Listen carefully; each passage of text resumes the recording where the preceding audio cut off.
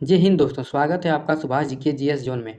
आज है इसका पार्ट 2 जिसमें हम पढ़ेंगे मेटर पदार्थ के टॉप 15 एनसीईआरटी क्वेश्चंस जो आपके एएलपी टेक्नीशियन और ग्रुप डी एग्जाम के लिए बहुत जरूरी है। चलिए शुरू करते हैं। आज का पहला सवाल, शुष्क बर्फ ड्राई आइस किसे कहा जाता है? इसका ऑप्शन दिया हुआ है ठोस पानी, ठोस कार्बन डाइऑक्साइड, ठोस नाइट्रोजन और ऑप्शन डी दिया हुआ है जमे हुए एल्कोहल। तो इसका सही आंसर होगा ऑप्शन बी, ठोस कार्बन डाइऑक्साइड CO2 को शुष्क बर्फ कहा जाता है। विवरण में दिया हुआ है उच्च दाब और कम ताप पर कार्बन डाइऑक्साइड गैस ठोस अवस्था में बदल जाती है। इसे वायुमंडलीय दाब पर रखने पर यह बिना द्रव में बदले सीधे गैस बन जाती है, इसलिए इसे शुष्क बर्फ कहते हैं।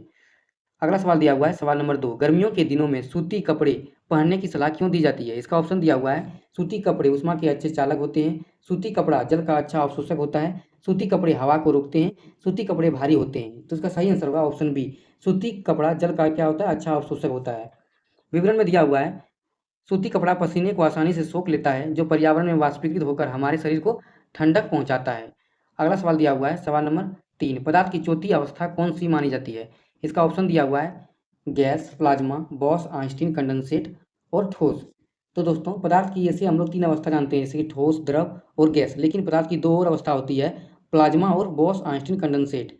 तो पदार्थ की चौथी अवस्था जो होती है वो होती है प्लाज्मा अवस्था है, इसलिए इसका आंसर होगा ऑप्शन बी, प्लाज्मा अवस्था। और 5वीं अवस्था जो होती है वो होती है बॉस आइंस्टीन कंडेंसेट।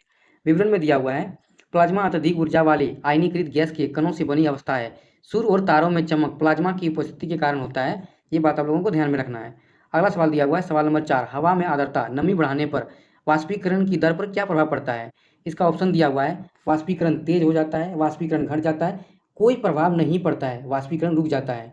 तो इसका सही आंसर होगा वाष्पीकरण घट जाता है, ऑप्शन बी। क्या होगा? ऑप्शन बी, वाष्पीकरण घट जाता है अगर हवा में आर्द्रता बढ़ेगा तो।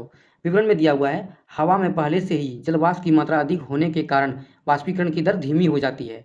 अगला सवाल दिया हुआ है सवाल नंबर 5, गर्मियों में मिट्टी के घड़े मटके का पानी ठंडा किस प्रक्रिया के कारण होता है? इसका ऑप्शन दिया हुआ है विसरण, ऊर्ध्वापातन, वाष्पीकरण और संगलन। तो इसका सही आंसर होगा ऑप्शन सी, वाष्पीकरण। क्या होगा? वाष्पीकरण। वाष्पीकरण के कारण ही गर्मियों में घड़े का पानी क्या होता है? ठंडा रहता है।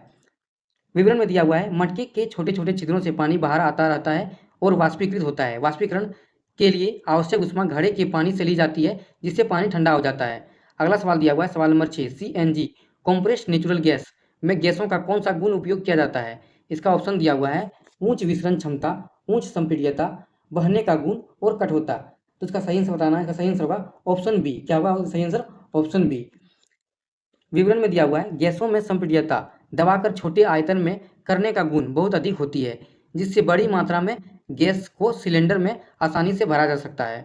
अगला सवाल दिया हुआ है सवाल नंबर 7, बर्फ का गलनांक केल्विन पैमाने पर कितना होता है? इसका ऑप्शन दिया हुआ है 0 केल्विन, 100 केल्विन, 273.15 केल्विन और 373 केल्विन। तो बर्फ का गलनांक कितना होता है केल्विन पैमाने पर? ऑप्शन सी, 273.15 केल्विन होता है।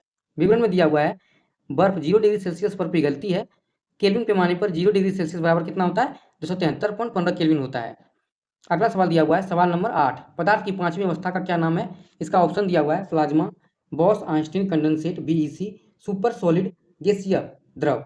जैसे कि अभी हम इसका बताए थे कि पदार्थ की 5 अवस्था होती है और 5वीं अवस्था का क्या नाम है? बॉस आइंस्टीन कंडेंसेट, इसलिए इसका आंसर होगा option B, Bose Einstein condensate BEC। विवरण में दिया हुआ है बहुत ही कम घनत्व वाली गैस को अत्यधिक तापमान पर ठंडा करने से पदार्थ की 5वीं अवस्था प्राप्त होती है, जिसे BEC कहते हैं। अगला सवाल दिया हुआ है सवाल नंबर, हथेली पर एसीटोन या पेट्रोल ईंट रखने पर ठंडक क्यों महसूस होती है? इसका ऑप्शन दिया हुआ है एसीटोन ठंडा होता है, एसीटोन हथेली से ऊष्मा लेकर वाष्पीकृत हो जाता है, एसीटोन त्वचा में अवशोषित हो जाता है, एसीटोन जम जाता है।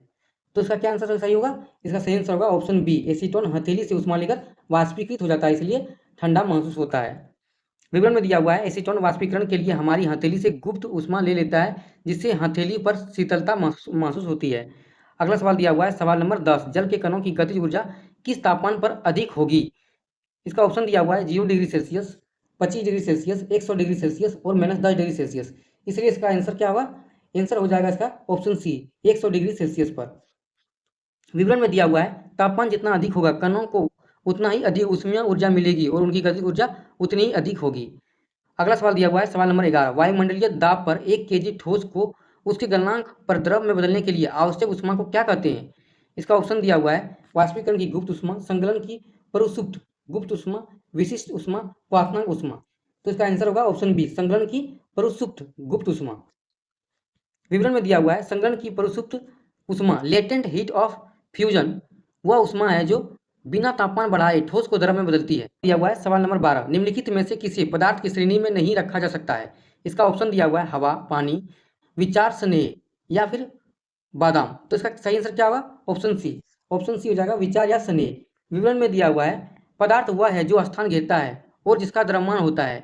विचार, भावनाएं या स्नेह भौतिक वस्तुएं नहीं है, इसलिए ये पदार्थ की अवस्था नहीं है या फिर पदार्थ नहीं है। अगला सवाल है सवाल नंबर 13, हवा की गति तेज होने पर वाष्पीकरण की दर पर क्या प्रभाव पड़ता है? ऑप्शन दिया हुआ है घटती है, बढ़ती है, अपरिवर्तित रहती है, शून्य हो जाती है।